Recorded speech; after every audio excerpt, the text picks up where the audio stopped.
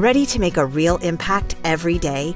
Join the Active Day Home Care team and help clients maintain their independence in the comfort of their own homes. Make a difference in someone's life as you provide essential daily assistance and protect their health and happiness. Earn up to $20 an hour and enjoy additional perks like optional daily pay, 401k, paid time off, ongoing educational training, and more. Join a team that values care, compassion, and your professional growth. Visit activeday.com to apply.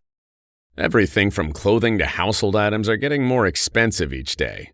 The world of fast fashion has complicated clothing production by outsourcing around the world to whoever can sew them the cheapest. And now you, the consumer, are paying the price with rising costs.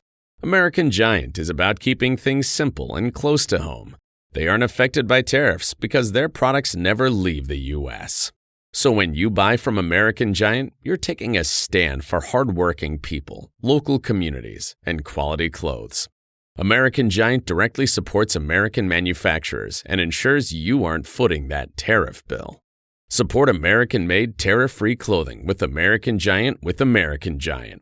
Get 20% off your first order when you use promo code STAPLE20 at american-giant.com. That's 20% off when you use code STAPLE20 at american-giant.com.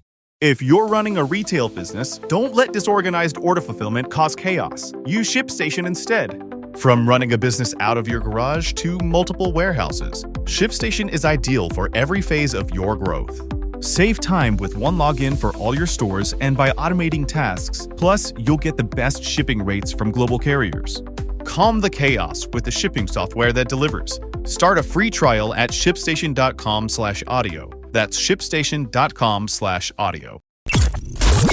If you love entertainment, current events, and Hollywood, don't miss Creator to Creators, hosted by the filmmaker Meosha, known for the Shudder hit documentary Horror Noir and the acclaimed film Anatomy of an Anti-Hero, Redemption. This show features interviews with filmmakers and creatives from around the globe. Join the fun with guest celebrities and gain valuable insights. Subscribe now and follow Creator to Creators. Hi guys, welcome to another episode of Creators to Creators today. Today we have a special guest, Orikawa. Beautiful. Welcome to the show. I'm so excited to talk to you. Thank you. As am I. Thanks for having me on. I like the concept of the show. It's pretty cool. You know, connecting, spreading some insight with different creators of different mediums. I think we can all pick up on each other's stuff.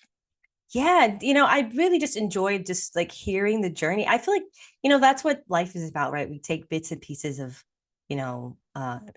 information or things that we learn from each other, that we can apply to, our lives or just look deeper into our lives and wonder, like, learn something about someone. I think it's very fascinating. Perspective. And I think, definitely, when we use these things on our own art, it's where we're able to express. And so, it's just input and output, right? Absolutely. Absolutely. So, I love the beginning.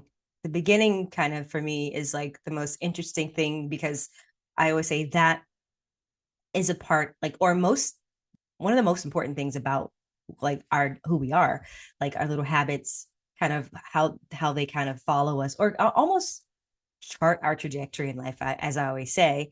Tell me a little bit about your childhood. What was that like? The little things that you did, your character, just what makes you you, and how did you kind of find your way into doing the things that you're doing now? Okay, yeah. What kind of trouble we got into as little kids? All that kind of It's all definitely part of it. A little bit of the mischievous, nature as kids. You got to get into a little trouble to find your interests, I think.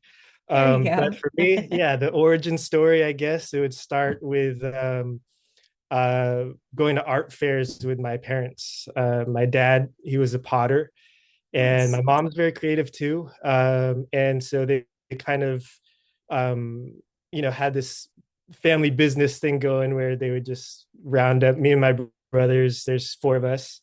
So we were kind of like the work, basically. So we'd pack up the shelving, set up everything for the art fairs. And my older brother, So I'm second. My older brother, he is like a whiz kid on guitar, like prodigy. So he started when he was 2 years old. My Wow. parents got a ukulele and added a couple strings on it so he could play guitar because it was regular guitar was too small, so or too big for him. So yeah, they kind of makeshifted one, and from there he just kind of became really good at it. So That's at the art incredible. fairs, he started busking. So he must have been 7 or 8 years old when he started doing this. They'd throw him out there on a chair with his guitar, one of my dad's pots, and people would come Wow. by and listen to him play. He played like Wow. classical acoustic stuff. Beatles was his thing, so he played all the Beatles songs, and people really Amazing. liked it. So I remember him playing Stairway to Heaven, just like a standard, like also these teenagers would be coming up to him requesting, him to play this song. He's so much younger than him, and they're just, blown away. Like this kid's playing this note for note. And so seeing that, I kind of was like, oh, I kind of want to do that too. I So love I that. eventually followed in his footsteps and busked as well. So I Mhm. play flute, like I did a lot of Japanese instruments. Oh, cool. Yeah, my grandparents, their generation was the generation that stopped the language. Like they didn't pass the language on. It was war times. I think they Mm, just all collectively decided, we got to Americanize, right? yeah. uh, Parents didn't speak it, but they always really wanted the culture to survive. Yeah. So yeah, all our activities were like judo and taiko. It's like a Japanese drumming. So a lot of performance when I grew up. And That's so it so kind of cool. naturally led into all the music stuff. So eventually I commandeered all my mom's records, records, all Beautiful. the, yeah. So my mom was into a lot of soul music, Motown, that era. So that's kind of all the stuff I'd say I grew up on, and That's then cool. started DJing and stuff from that. How does one get into DJing? I feel like DJing, I like, I have a few friends that do it. Like, so I had a friend that was an actor full time, and then all of a sudden, like, I saw something of his. He's like, I'm a DJ. I'm like, how does one get into that? Like, I just so fascinated. I think it's very different now than when it used to be. So I think that it's much more of an accessible thing. Yeah. It can, I think everybody's really a DJ in some form. Oh, So whether it's, you're picking your playlists and everything, or wherever you might kind of have somewhat of the control of what music is played, you're basically DJing. So I think that's like, one of the principles, but like, the roots of it is definitely hip hop. And it I was, actually didn't know that. yeah, I think Oh, it was, well, okay, well, actually that's not so true. Maybe it's more disco. Started with disco, but hip hop kind of took it to its like performance, like art form kind of thing that gotcha. it is now, and branched into turntablism from what I understand. And so back when I got into it, it was basically we were seeing these DJs with two record players, and they were scratching, mixing, and who knows what they were doing back then. It was all very mystical to us, right? Yeah. So one day my brother just said, hey, I want to do this. And we saw an ad for Guitar Center. It was selling turntables, and we said, hey, we want to buy turntables and do this. And so we went to Guitar Center. The guy there said, hey, I know this other guy that's selling some used ones. You should get them from him. And so he's selling this pair. And so we went to this guy, got his used turntables, and it came with a bunch of records too. So his old Nice. records, he passed them on and kind of gave us some beginner lessons, That's cool. yeah, basic concepts, the beat matching. So kind of taking two different songs that are different speeds and pitches and just trying to match them up, and then Ah, crossing it over and blending them. But all of that stuff has changed so much now, I so it's bet. very different. Because Yeah. everyone's so different. Like everyone has such a different, like I've seen some, I mean, even Idris Ilba, the actor, is Mhm. DJing, and he's Yeah. quite good. I was like, whoa. Mhm. And I was wondering like how does one get to that level of DJing? Or is it just I don't know. It's like, how does like I like wrap in my mind of like making a living out of that? Because there's so many DJs. And I Yeah, don't think there's true. like one formula, I guess. I don't know. Yeah, no, that's absolutely true. And that's a great example, Idris Elba, because there is a lot of that, I think, that has happened where it's like maybe they're a celebrity of some sort, or in like big in the industry, and are able to just use that to have a following to be a DJ. But he's a little different because he's also, I think he also produces too. So he's just Oh really yeah. like an all-around talent, and Yeah. so that's like, he's going to be able to do that and do a different sort of uh medium of art pretty naturally. That's cool. But I think there's a lot of different avenues, like you're saying, that it could be different, but there's a lot of politics sometimes. But I Oh. think that's with all industries, I'd say. Wow, I'm uh, surprised this politics and DJing. That's a yeah, new oh one yeah, for me too. yeah, definitely. To get the gig, you got to do, like you got to be certain, you got to make certain moves in the scene and Wow. know some people. Sometimes that's typically, the way I hear it most, like the industry being cracked that way. It's like you got to basically put some time in, rub shoulders with the right people, and do that kind of thing. Probably kind of similar to your industry, your movies, right? That's a wild ride, I tell you. That's an Yeah. interesting thing. It's like, and it's so funny because when I think about when you say politics, I think about like, I mean, I've had so many instances, and that can be a whole nother show. But just like, long story short, like just I've had those casting couch moments. I've had those scary parts of it too. That you're just like, how do you just like avoid all of that to go over Yeah, here and just work? But it's there, it's politics, like you said, it's a totally. weird Yeah, no, thing. you're exactly right. And that's what, like, when you start out, you usually, you're more idealistic, right? And you want to make art for art's sake, or you want to just kind of express yourself. And you kind of, it's hard to understand why, like, if there's art being made like that, why can't I do it? And why Mhm. can't it be accepted like how this other stuff is accepted, or Yeah. more than accepted? How does it blow up? And why can't I do something like that? And then you realize that, sometimes there's the behind the scenes aspect of it all. And I think that happens in all different industries. Yeah. And I became disenchanted with music at one point when I went to Chicago, and I basically kind of met all my heroes in the DJ scene, and I was Nice. picking up the talent at the airports, and I was doing the thing, where I'm networking, and I'm in the scene and all that, and I'm really enjoying it. But then, after a while, it's like, maybe it's a little bit of the jadedness or whatever, or just like frustration that, where do I fit in here, and how can I do what I want to do within the scene. Hmm. So and also it's a party scene too. So it gets a little intense. I And bet. so I had this job where I was living like basically next door to the club that I worked at. And so the Hmm. after party was always at my place, me and my roommate, we always had it was just crazy times.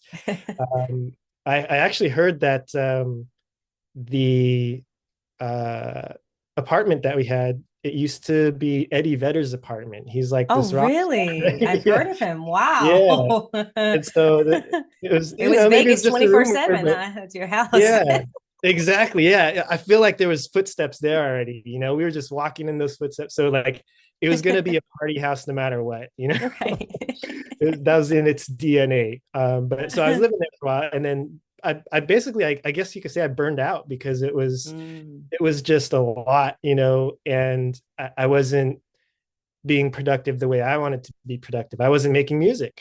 And yeah. so had to get back to that. So kind of, gradually started working with labels, and then eventually just kind of left completely, worked at restaurants, and I worked at call centers, And I realized, the music industry and probably the movie industry as well, it's got its reputation for having some Oh deviant.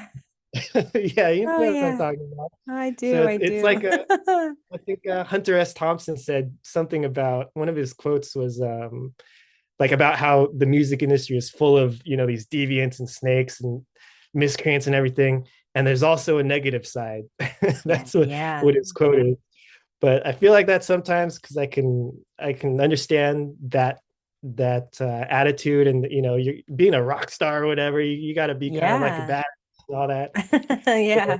It's like that kind of thing, is always going to be there. But when I saw other industries, I realized the same cast of characters are in every industry, no matter what industry it Every is. industry. Isn't it weird though when you think about it? It's like, why can't just we just all get along and just create and work, and there's no, but and again, it is kind of impossible, because it's like this is an industry that is very full of ego. And Yeah, I true. think that's what it is. Deep down, I think that's probably what it is, and it's never going to go away, unfortunately. Just learning how to Yeah, like figure out how to like create without it affecting your career or your drive or your momentum. I mean, I've had some really interesting situations that almost made me like say, I don't think I want to do this anymore. So I totally relate. It's like, you're like, is it worth it? But then, you really love what you do. So it's like you come back to yeah, it, right? yeah. That's where you juggle. It's like, because the general, I think, non-industry like vibe, I guess, would be like, why aren't you doing it? Because you love to do it, right? Like, Yeah. you get to do what you love to do. But then at the end of the day, you also have to put food on your table. You also have to, pay your bills and everything. So I think all of us creators at some time are, or a lot of times maybe throughout our career, we're kind of faced with that. And so it's like, I think that's why, I mean, I'm still trying to learn. I'm still studying from other artists and everything, seeing how they do things. But it's like, I think that it seems that they, will fluctuate through things. Like, if maybe it is time for just let me do what I want to do, no matter what the response is, and I'm going to. Stop by Sherwin-Williams and get 30% off select paints and stains June 13th through the 23rd. It's the perfect time to transform your space with color. Refresh your home inside and out with colors that make every space feel brand new. From cozy interiors to stunning exteriors, we've got the perfect shade for your next project. Shop the sale online or visit your neighborhood Sherwin-Williams store. Click the banner to learn more. Retail sales only. Some exclusions apply. See store for details. Do it. And then no matter what what all the comments are going to be, or whatever, all that noise, sometimes we got to just do it just for ourselves.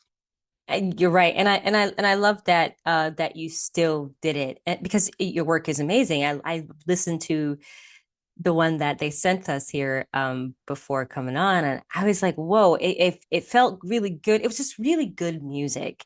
You feel Hmm. good, you want to dance, and it takes you out of whatever that is you're dealing with, honestly. So Yeah, it takes you in and it puts you in a better mood. So I think that's what we're supposed to do, right, with our art. I like that. Yes, I think that you were feeling that exactly. Like, that's, when I'm kind of in the studio here, the home studio, and toiling away at that stuff, I'm picturing and hoping that when someone hears this, they're just gonna be able to have a good time with it, Yeah. and that's Yeah. the idea behind the artist moniker, Blast Havers. Yeah. It really just refers to anyone that has fun, and that's kind of what we're going for. So I'm glad that you enjoyed it. Oh, it was so fun. It was, and honestly, I felt a little, I don't know what inspired, what inspired the sound, that like the that kind of like the beat. Because I heard some, like, I don't know, I heard like a kind of like, I was like, I'm gonna ask, was he inspired a little bit by I don't know why I was getting a little bit of Michael Jackson in that. I don't know. Ah, There's the old, I can't remember the sound, but it was like, ooh, maybe it was like, can't don't I don't know. There's cool. like the little Some of funky the rhythms, electronic. Yeah, the yeah. rhythm. I was like, well, I wonder what was so what inspired that? Like what to create that? I think probably all my work at some point in some way is at least a little bit influenced by Michael Jackson. Because Oh, going back to cool. the DJ thing, I remember specifically the first record that I ever put on the platter myself, and it was Michael Jackson's Thriller album. Oh, And wow. because we, That's so cool. yeah, growing up, we watched the videos and the dancing and everything, and that's always the best, you know. And so his music was so popular, and it was that was the Quincy Jones produced stuff.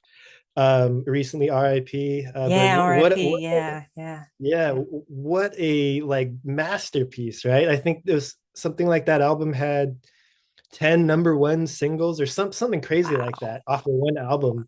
So no filler. There's no filler tracks, you know. They were all like hitters, you know. Yeah. So this one day my mom had left the house to go run errands. So we were not supposed to touch the turntable or the records or anything like that, but we got bold, me and my brothers, and I put the record on the table, you know, and then I was like, I've got to, you know, be able to make those scratching sounds like the DJs do, right? You know, the scratching. Now, how do you do that? And so I thought that how you did it was you take the needle and you move it back and forth across the record, which Yes. is basically the worst thing. That's like the DJ, you know, when something happens at a party, it's that, you know, Yeah, yeah. like And it's it's that like, uh-oh. And the camera sound. just pans to you and they're like, Yeah.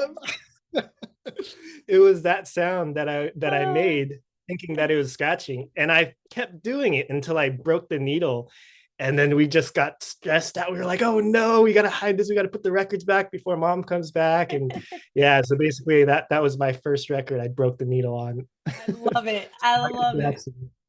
Oh, wow. Yeah. That's interesting. You said Thriller. It's so crazy. Wow. I actually that music video, I remember the girl and that the movie scene, the movie theater scene, it's crazy. I got to actually work with her, Ola Ray, who plays the No girlfriend in way. the music video. And I remember talking to her one day about just the music video and when she told me, I said, what was that feeling like when you got the job? Like you actually, it's like historic. Like it's one of those historical like music videos ever of all times. And she's like, yeah, she was talking about how she didn't think she was going to get it. And she got the call that she got to play the girlfriend of Michael Jackson. I was like, that's so crazy. So nuts. Yeah, But that had to she, be a cool moment for her, yeah, you know. right. Just like, Yeah, that's who pretty would have much the thought? yeah. And it's a legendary video. She's like immortalized with that, you Yeah, know? yeah. It's like you could retire and say, hey, I was in a Michael Jackson. I was his Yep, girlfriend. yep. So. That's one massive receipt right there, you know, of her work. That's an accomplishment. And it was good too. It's like she It obviously was. was the right person to be in it. So, you know, it was a big hit. Big I, hit. and that brings me to my question, big hit, and just classics. What do you think music and nowadays it's just so much music. It's just so much to keep up with it. It's like we're Mhm. being saturated with Oh yeah. so much music, but there's like the classics, it's like those like, Bon Jovi or like Mariah Carey, like some Whitney Houston songs that were timeless. What do you think Mhm. they had that was different that Hmm. opposed to from like other artists? You know, there's something that they have. I guess it's that, you know, elusive thing that industry people called it, right? They had Yeah. it. Like, it's hard to explain, but I think there's a lot of circumstantial stuff too, timing and everything, like what the people were going to want at the Yeah. time, Yeah. who was getting behind the promotion of all that stuff, who produced it, you know, like a lot of the behind the scenes stuff. Like there's so much stuff that has to fall into play for a hit record. And I think that one of those things I'm still trying to figure it out, you know, but it's like, I think I think Rick Rubin said this. He compares making music as far as, you know, getting a hit and everything like that to fishing. where it's like you go out there, you don't know if you're going to catch something or not, or if it's going to be a big catch or not. It doesn't always depend on the fish, right? Or the bait maybe that you're using, maybe the weather, or maybe so many different factors that makes it a little bit just almost like gambling. Yeah, no, you never know. You never know. Yeah, and that's the thing. It's like that's actually I love Rick Rubin. He's been around for ages. Didn't he like produce like he produced is it Magna Carter with Jay-Z? I think I Oh, remember really? seeing Oh, yeah. I him don't know, at but like I wouldn't be surprised. Yeah, yeah, it's like I this know guy he's and in a lot like a of hip lot hop. of artists. Yeah, it's Yeah, like holy moly. that you wouldn't know, you wouldn't realize. Yeah, I think Yeah. that's one of those things. That's one of those factors that is maybe not immediately obvious to these hits. But I mean, even him, right? Even Yeah. him, if you look at his catalog, they're not like mostly hits. There's a Yeah. lot of Yeah. hits, but he's got to be like Michael Jordan. How Michael Jordan talks about, how many shots I missed to make all the shots that I made. Like there's some Right. crazy number, some crazy stat about that. But it's probably a lot of that with the musicians like Mariah Carey, for example. You brought up, like, she might have this hit, this big hit, or this Christmas hit or whatever. We all know those hits. But then if you look at her catalog, it's probably like just a lot of music that we haven't heard. And Right. who knows how well those songs did. Yeah, absolutely. Absolutely. It's when I talk to artists and I find very interesting, it's like, like this song particularly, like the beat and just how you, the like I really like how it was so positive. Do you feel like that's what your intentions are when you're making music, is to bring joy? Because like it is a dark world out there. It's a really crazy time that we're living in, as we all feel it. Oh yeah, But absolutely.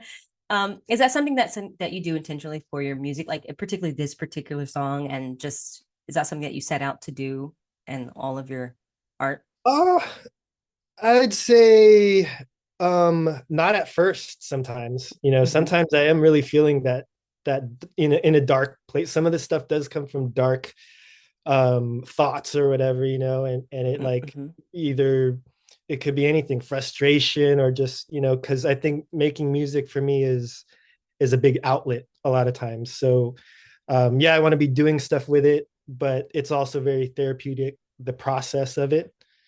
So sometimes I'm processing stuff through my music, but I do eventually always have the goal to make it come around for something positive, like as a finished product. So with this particular group, the Blast Havers, and this song tested on animals, there's definitely some kind of intense or darker tones, I guess you can say, like a little bit of anxiety, I think I was Mm. feeling with the beat. But since I'm slowing the tempo down, I feel like the anxiety feel of it kind of helps make up for that. It's a slower tempo.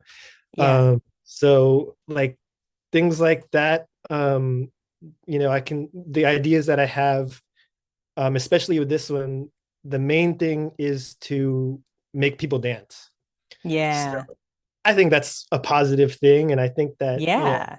if you forget about everything else, like this maybe goes a little deeper into it, but if that is the only focus and nothing else really mattered, then all this noise doesn't really matter when we're all dancing. And so I think a lot of the stuff I witnessed in Chicago with the clubs there, and Mhm. being so deeply rooted in just the club culture.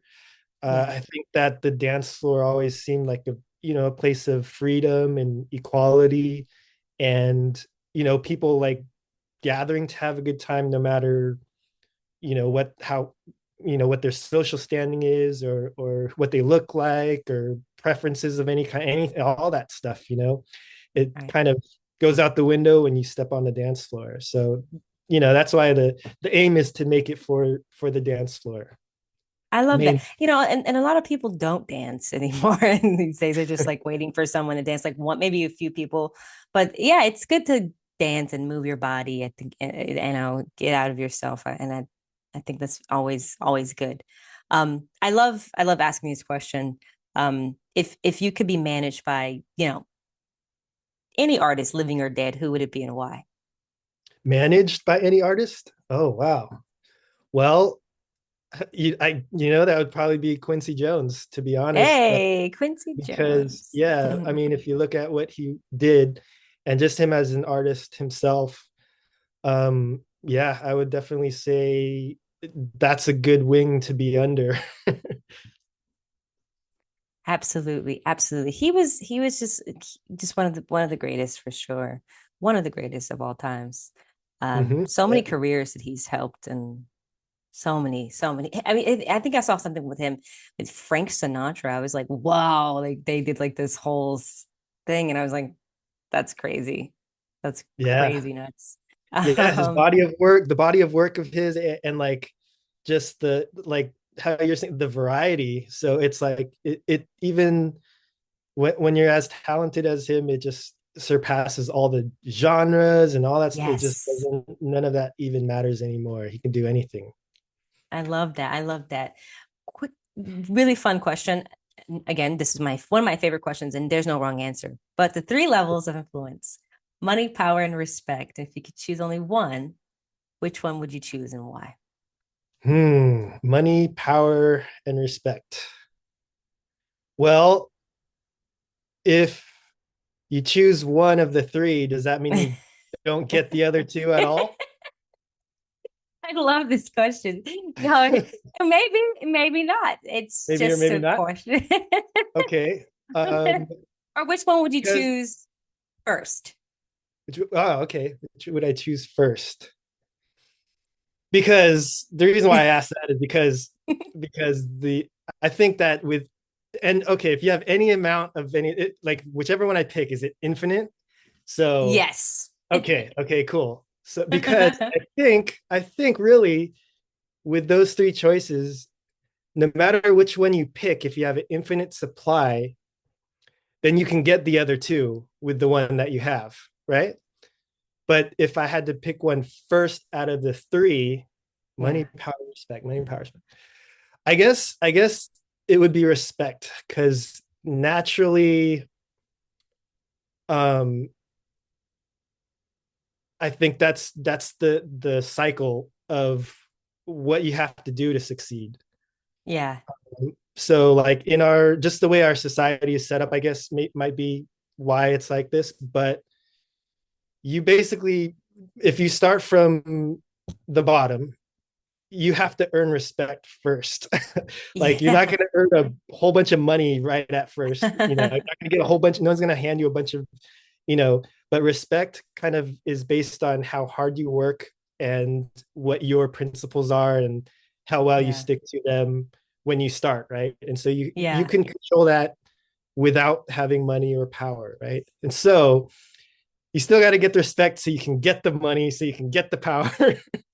So they're all three very important, I feel like. But yeah, I guess if I had to choose one to start with, it would be that. What about you? Mm. Way to flip it on me. Um, I would say for me, honestly, I'd say money because I really feel like money, well, in this world, it takes money to do anything, to create any type of change or movement or some type of to really move the needle, right? To get things going.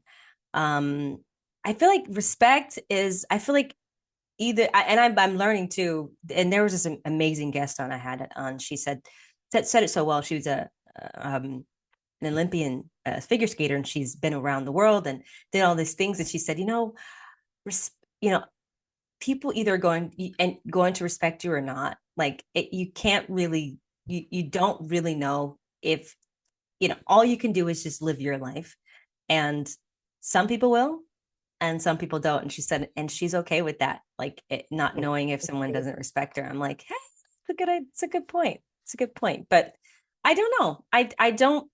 I think money is very important. Like it's very Oh yeah. expensive to make movies, and to have infinite amount of money to make films. That would be Yes, great. yes. But wouldn't you, so when you, let's say you had infinite amount of money to make films and you make Sure. all the films that you wanted to make, and you are able to put all the money behind the promotion of those and getting those out there, Yeah. it's like, why would you do that? Why is that what you would want to do? Isn't there's It's to kind of gain either one or both of the other two, I would think, right? Well, yeah, yeah, yeah. I think too, I think the thing is too, like, obviously, we were talking about how you want to make a living. And, it's one of the toughest industries to make money out of. But when you can make money, but it's like, um, it's it's not guaranteed for everybody, obviously, to make millions of Yeah, dollars. But that's true. I think I've been in rooms where I would pitch to Fox or pitch this and these ideas, and you're like, I just need, believe in me, believe in my project. And they're like, nah, no, okay. So you have to find this money, or you have to put your own money into it. And if you don't have the kind of money, then your films are not going to be on that certain scale, or reach the Yeah, audience that you're trying to reach, whether it's a your vision, it's documentary. it's not doing justice to your vision. Yeah. So Yeah, money would help a lot. At least in my, I feel like yeah. I've worked with a lot of great people, and everyone's like, I respect your music, your stuff. I'm like, oh, thank you, I appreciate it, but please give it to my film. That'd be great. Go watch it. Yeah, exactly. Put your money where your mouth is, kind of thing. It's like, the movie could be better even how you wanted it with more funding. So Yeah, that's got to be a big challenge because you're a director mostly, right? yeah. Actress as well. I think I saw you in some movies. I did. I started out doing a lot of modeling, acting, and then from the horror stories that I have, I kind of was like, I don't think I want to do this that much anymore. Yeah. Create my own way. So then I went to school for cinematography originally. So but Oh, cool. yeah, I wanted to just So you get have into the directing. technical And aspect background for it as well. And then you've also had some time in front of the screen. And now you're kind of like puppet master, right? You're just like basically connecting everything, right? That's kind of yeah, cool. Kind thank of cool. you. Do they give you a lot of freedoms for that? Like, are you able to make movies that you want to make? Now, yes. Now I am. Yes. But it is still a fight for sure. It's still a fight. Hmm. The industry is very much, it's a lot going on, but Yeah. we love what we do. We love what we do. So It's one of those as far things, as like, like, yeah, it's a I one just day at think a the time industry thing. it's a lot of work to be done in the industry. There's a lot of things that I think a lot of people don't talk about. And like my experience too, I feel like completely relate to you when it comes to what you saw a lot of things, how things are, like the gimmicks and all the weird things that people have to do, the hoops you got to jump through in order just to get anywhere. Hmm. Um, Yeah. so it's a fight. And I'm not gonna say, I think too, it's mainly, I'm not saying that it's, yes, we are making progress. Absolutely. I'm part of women's in film organizations. And this is why I'd Cool. started the podcast, because, I was like, well, I started just during COVID, and it was to, just another creative outlet and a way to talk to people. What are they doing? How do you guys keep going on? Because this is just like, you can be going like a ladder, and then you get like, there's a wall, like you hit a wall, and you're Yeah. like, okay, how do I get past this wall or go around it somehow? And so hearing your stories, or any like people's stories of how they kind of conquered their wall to get to the next step, because there's a bunch of obstacles in this journey that I don't think a lot of people are prepared for, or even film school prepares you for. Like when I got and finished in film school, and no one talked about these things, or the dark side of Hollywood, or Yeah. How to that. navigate Yeah. all those Yeah. kinds of Yeah. And how things. it is. Yeah. And how it is on your mental health or whatever, it's like no one talks about it. But then when you're like in it, you're like, wait. If I'm dealing with this, then surely someone else is dealing with this as well. Yeah. So, yeah, I I'd feel like that say, should be part of a class, that should be That Yeah. would be very helpful for, or at least see speakers about it in a classroom environment would have been good. I think that's something that the youth, like we've you've been there too. It's like, you show up with stars in your eyes, and you think it's going to be awesome, and it's just going to be just like the movies that I've seen, and then there could be some sort of shady business going on, to make that happen. And so that's kind of what I've seen everywhere, that everyone just calls it something different in each other industry. And I'm But sorry you had to deal with that. it's all good. It's kind of an awakening, like growing up kind of thing. If you don't see it, or you choose to ignore it, or you never learn about that, it's just being naive. And so I think I think both of our industries, they do have that reputation. So it's just real world stuff. Real world stuff. Yeah. And it's so funny. It's I jokingly, I went to a college, and I was teaching at a college just to students. And I was a part of this. I showed this documentary that I was a part of called Horror Noir, and Watched history it. of That was good. you. Yeah, Oh, thank you. Thank yeah, you. that was really good. Yeah. And like, just like that, and just all these like, just I got to show a part of that, and they were like, this is so cool. How'd you get it? And I was like, well, honestly, it was just, while you're doing your work and while you're pursuing the things you're pursuing, enjoy that process. Someone will see your work somewhere. You'll be surprised too. So I do believe everything is a timing thing as well.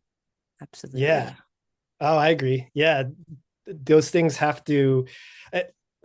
There's a quote I heard at one point that I definitely agree with a lot, and it relates to these journeys of our careers and everything. It's that it's basically about luck, and how there's no luck really. It's just when opportunity meets preparation. So when the right opportunity comes for you, and you're prepared because of what you've been through before, then you're ready to jump on it, and you jump on it. And so I think that when I think back on some of those moments in my career, that I've definitely missed some big opportunities, like looking back on it, and it's like, Yeah. clearly I wasn't ready, or whatever it was, my head was not in the right place at the right time, or whatever. But if you keep working then and preparing yourself, the opportunities cycle back.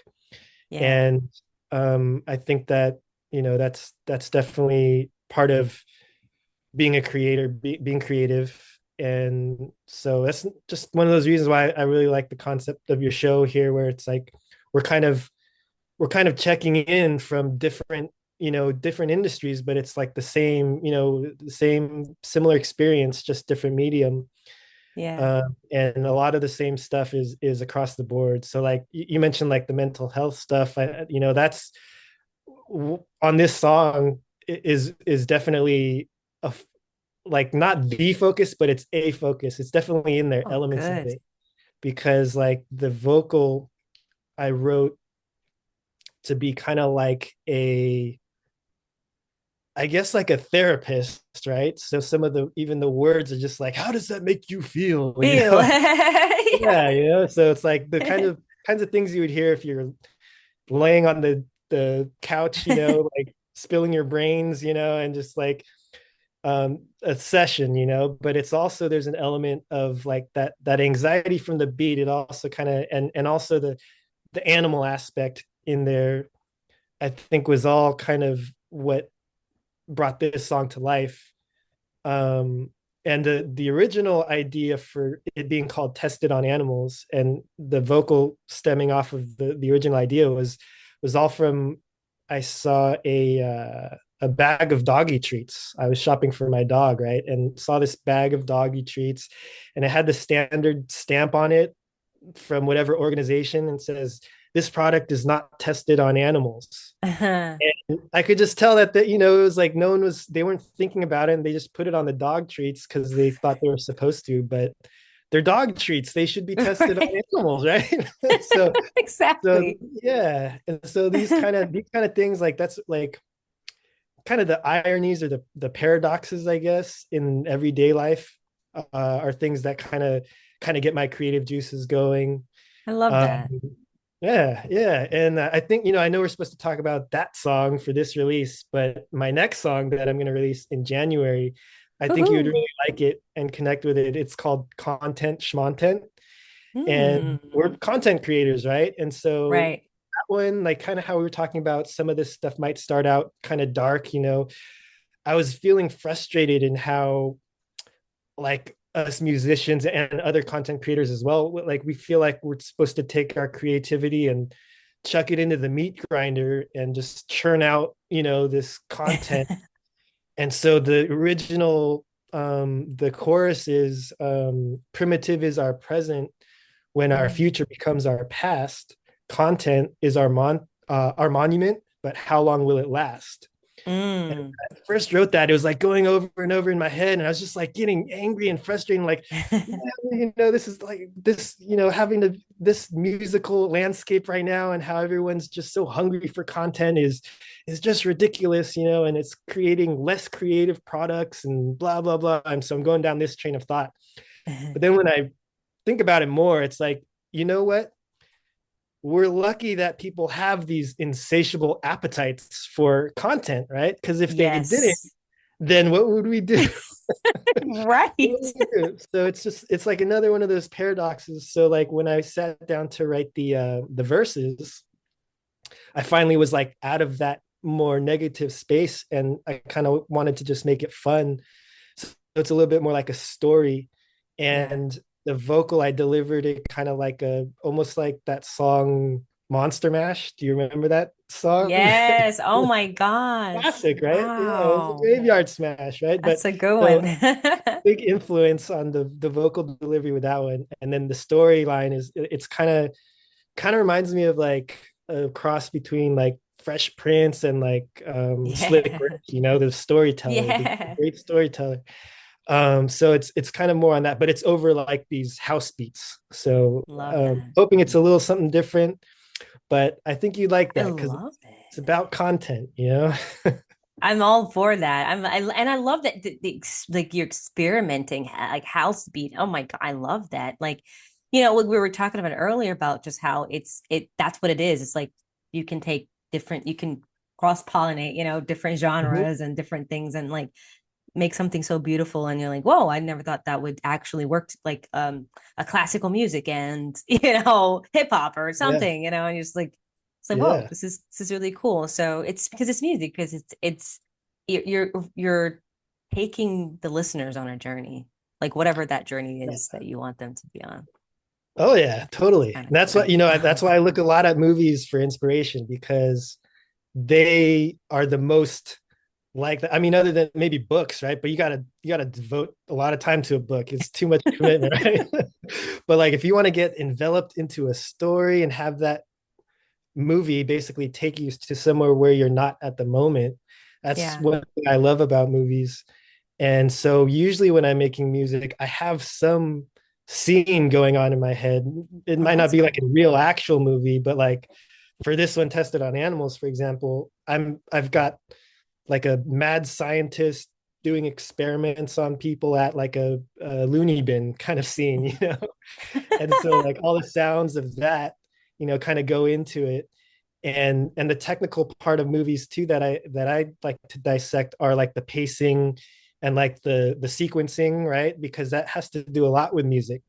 Yeah. And so there's some movies that I definitely, they have, we talk about drops in music, right? And where there's like a build up and then there's a drop. Well, if you watch movies, like there's all kinds of those. And Especially in those what's that guy's name? The guy that did Inceptions, the director. oh Oh my yeah. gosh, that guy, there's always drops in every scene. Yep. It's like, oh my goodness, this guy is, but he's brilliant. He's brilliant. Yeah, Nolan, is it? I think, is it Nolan, Christopher Christopher Nolan. Nolan? That's Yeah, it. he did one of the That's Batmans. it. Yeah, yeah, that's a perfect example. Those are, it's like you're like thinking, you think you're following the storyline and everything, and you are, and then all of a sudden, boom, it's like it smacks you in the face, like what, like, whoa, it's like a little mind, twist and everything. So yeah, I kind of like, that's how I describe this music. It's tech house with a twist. It's Nice. slowed down a little bit, but yeah, I always want to have some kind of twist in there, like M. Night Shyamalan or something. Oh yeah, M Some kind Night. of something in there that you maybe weren't really expecting, but it works. That kind of That's cool. industry stuff, and so Do you feel like it's not diverse enough yet? I feel like it is not, but it's getting better. So it's hard to complain. I find myself hard to complain, but like just little things like, I mean, this isn't something that really, really bugs me that bad or anything, but um I grew my hair out, right? So if Yeah. my hair is down, like it's an instant, like people say, "Oh, you look like Steve Aoki," and so Oh, the I'm like, okay, comparisons. that's Yeah. kind of funny, but then why Ah, is there only one, Asian guy in electronic music that right. that we all look alike or something? So Right. like, so I mean, it's Yes. definitely, it's not something I'm offended by or anything, but it's just one of those things that like, well, Yes. why can't there be two or more people in this industry, in this genre or whatever, that just because there's not enough of them, that two of them have beards and long hair or something, Yeah, that they that's what just you look alike. automatically. Yeah, yeah, it's like there should be more of us Yeah. Asians with long hair and beards in this. So, it's Absolutely. kind of one of those things. But yeah, I do think it's getting better. I think that the playing field is somewhat, at least kind of evening out a little bit. That's good. Um, yeah, yeah, but there's always, I think it also depends on where you go to. Yeah. So when I went to Chicago, for example, I mean, it's just, there's such an influence and such like a history of, because that's where house music started. So all the roots are there, and like all the early, artists, all Black American, and even techno branching off to Detroit, Mm. same thing, So all of this roots is Black music, and so when you go and you see it and you live in it, it doesn't seem like diversity is that much of an issue. Mm. Maybe almost the other way. You're like, we're everyone, all of the artists are, are all Black American, and so it's based on quality. So like Mm. around the world, right? So like these DJs that were there, a lot of the big DJs that I definitely like had a big influence on the music I do now. Green Velvet, Mm. Mark Farina, DJ Heather, DJ Sneak, they were in this like graduating class in Chicago, and they're just like, if you go to their shows, it's like all kinds of people. It's not all Black or all white or all Asian or Yeah. like that. It's like Yeah. everybody. So Love when that. you kind of see that, those color lines just kind of, you know, as far as like, opportunities in the industry and everything like that, it doesn't seem like, the world's against you.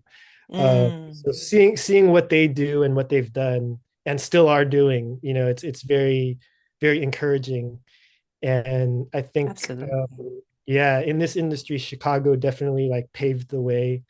New York a little bit too, but definitely more so with house music, I'd say Chicago.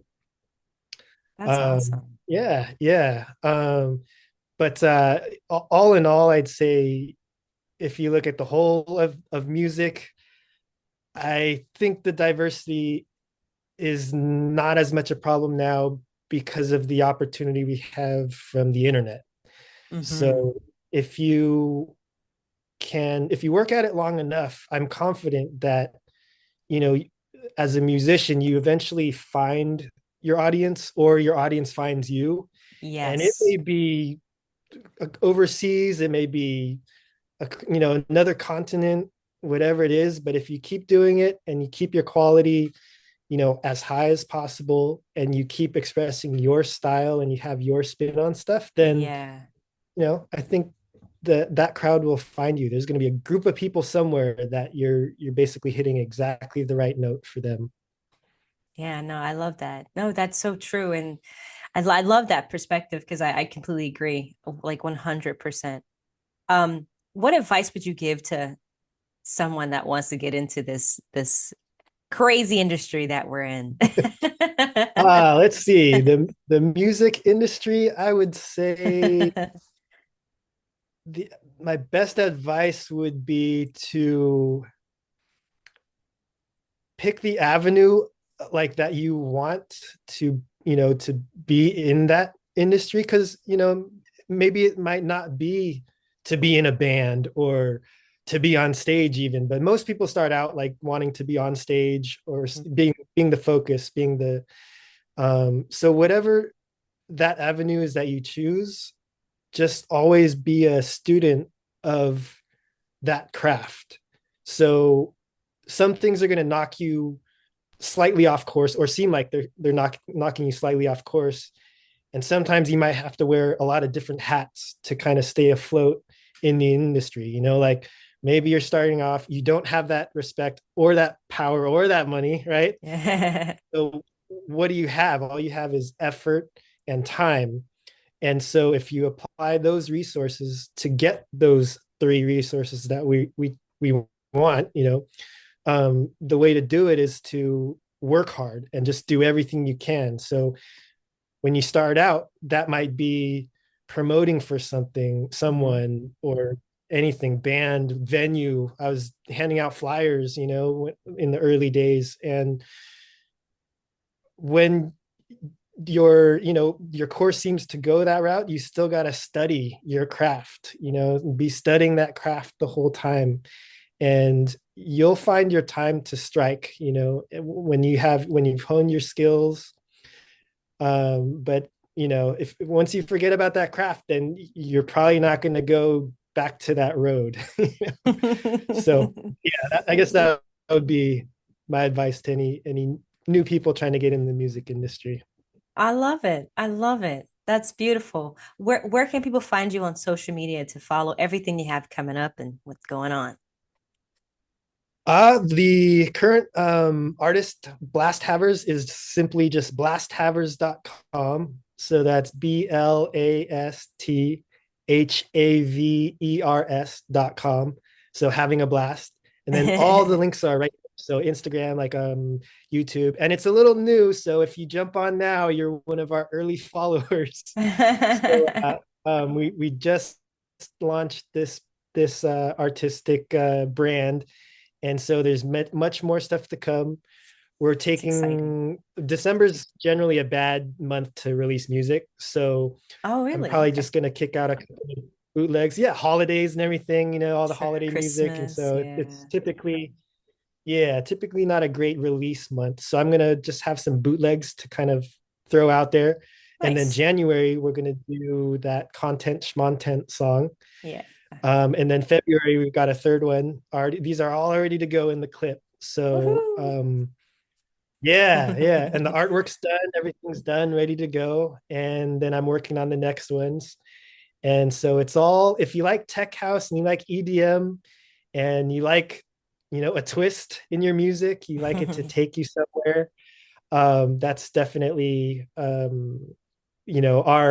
cup of tea as well. So anyone out there, if you like that stuff, check us out, please. Absolutely. Do you have any upcoming shows that you're gonna be performing at anywhere? Shows? No, not yet. So that I'm kind of how actually this kind of touches on some of the strategy we were talking about before and how so it's kind of like one of those things that is another paradox where you to get the shows, the good ones at least, you got to have a following. Well, how can you have a following if you're not doing shows that are the good shows to get the following, right? Gotcha. So that's why right now I'm focusing mainly just on the music as our product. Gotcha. And then we're gonna kind of see what their response is on that, and then we're gonna do shows. All right. So yes, absolutely the plan. So yeah, we're going to be, looking into what interest there is for this, because it's a little different. It's kind of slower paced than normal tech house, but our whole idea is to even though it's slower pace, we still want them to be face melting banger tracks with drops and twists and turns, just like life. And so we Absolutely. feel like, why should the fast music get to have all the fun? We're going to Right. have some music and it'll still be like high energy. I love it. Well, that's awesome. Congratulations on that. And it was such a pleasure talking to you. Thank you so much for coming on. This was fun. Thank you. Pleasure was mine. Really, I really appreciate you, having me on this show and everything. And it's going to be a great resource for anyone that wants to kind of get perspective on creativeness. And so I'll be checking out more of the episodes as well, and definitely Thank watching for that movie. Thank you so much. And thank you all for listening. And always remember to live, love, laugh. We'll see you guys next time. Bye-bye.